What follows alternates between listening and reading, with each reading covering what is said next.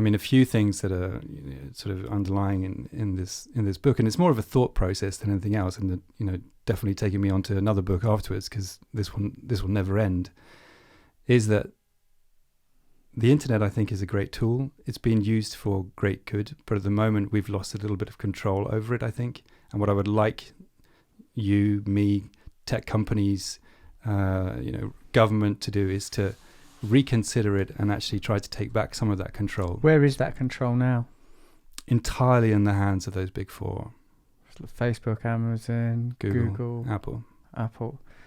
So that now, in terms of like they are kind of global superpowers.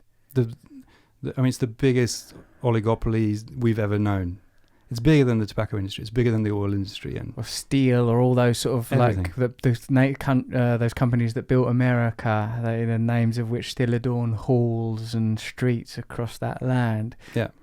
So we're not really in a position to be able to judge their impact. So I suppose the ethics of companies like Facebook become super significant, particularly when I suppose we feel that they may be somewhat nefarious, that there's a sense that if you take the temperature of our time with these, say, from WikiLeaks through Edward Snowden through to Zuckerberg talking and saying, oh yeah, we used this data in this way and that way, and like the Cambridge Analytica stuff, and the sort of the ongoing sense that politically data is being used to make bespoke content to manipulate people politically. Right. In a sense, though, even that, isn't it really just the refinement of the way commerce, marketing and advertising have always operated, underwritten by the idea that primarily we're here to consume and be marketed at. That's a sort of a problem that began,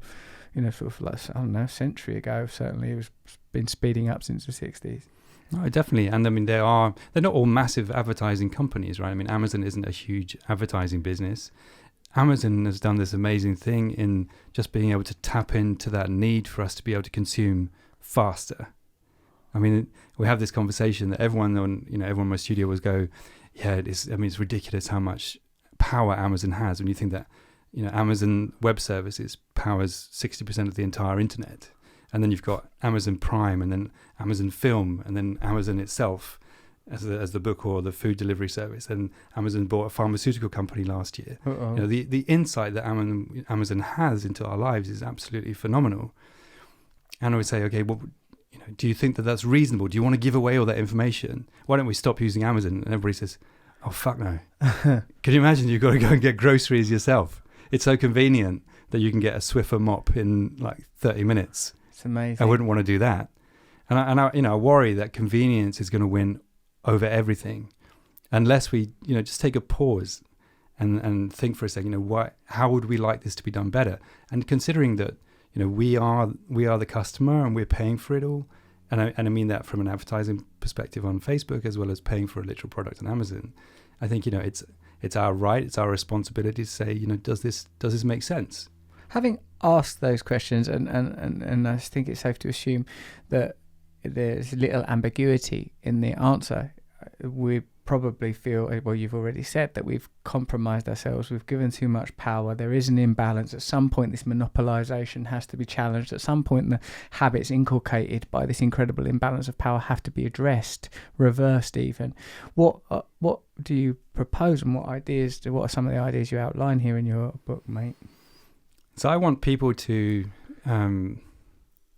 it's got to be a combination of you and me, as in the man on the street, thinking about where it is they spend their time.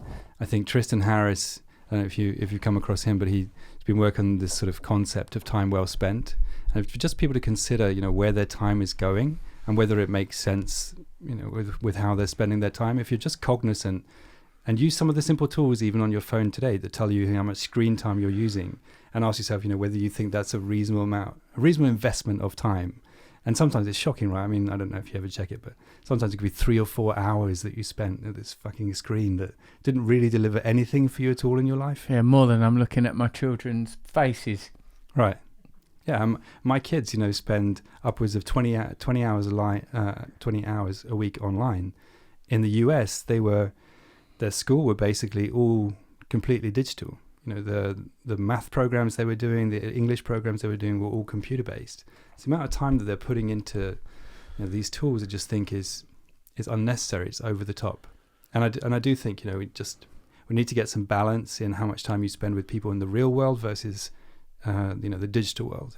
How can we expect people to self-regulate? Before we came in here, mate, we were chatting about like our experiences, both of us, of having lived in Los Angeles at different points in life, and that sense that there is a sort of a default climate of fear and desire, that there's a sort of a lot of social anxiety and fear in America around sort of social customs, like, oh my God, what do you mean you're walking a dog on a lead while riding a bicycle, which is that was just an example from your own life. And like my experiences are like from like when people are very anxious about coyotes. When I took my cat out there the first time I moved, I just let my cat go out like you would in England. And people were like, you can't let your cat go out, it'll be killed. I was like, no, it'd be all right. And he was all right, actually. And we lost 2 cats. Oh, really? Look, there's no death is coming. I acknowledge death is coming. But what I sense is that we live in these states that are optimal states for a market, fearful and full of desire. And when you described, like most families, I reckon I'm always saying to my wife, God, look, can we just get some more stuff? Like, let's go to the shop if we have to buy that. Why do we have to have it delivered? But you can't continue. In the end, you will concede and yield to convenience. And I think it's very difficult to say to, because the lens through which I view my own life is, addiction. So, I don't drink, I don't take drugs, I don't look at pornography. I don't and now if I'm starting to do with tech, I've started to go, right, don't bring your phone into the bedroom anymore. Right. Charge your phone downstairs. Don't look at your phone until you've meditated. The fact is, but the meditation app is on the phone. It's very easy to get sucked back into your devices. But I'm in a relatively privileged position, and I can afford to create some distance for myself.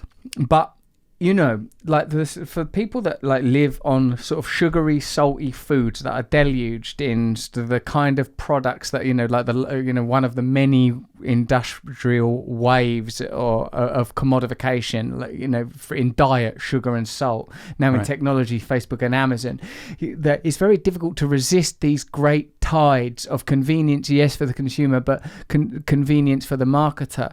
I often think when there are campaigns like for don't use plastic bottles, that the onus falls so strongly on the individual. It's up to the consumer, and in so doing, who are you cast as in that dynamic? You are cast as a consumer, reiterating that your role is to consume products, and you might exercise a modicum of control of how and when and how much you consume a product. But for me, not that I'm a big state or a big government person, far from it, but I do feel like there needs to be some bigger ideological shift that has to take place, not just on the level of individuals going, I'm only going to look at my phone for an hour a day. No, 100%. Thanks for watching this podcast and going all the way to the end of it. Would you so kind as to click the bell, it might not be there, because we're over there, and subscribing so that we can infiltrate your serenity and peace of mind with jangling bells and buzzes. Thank you.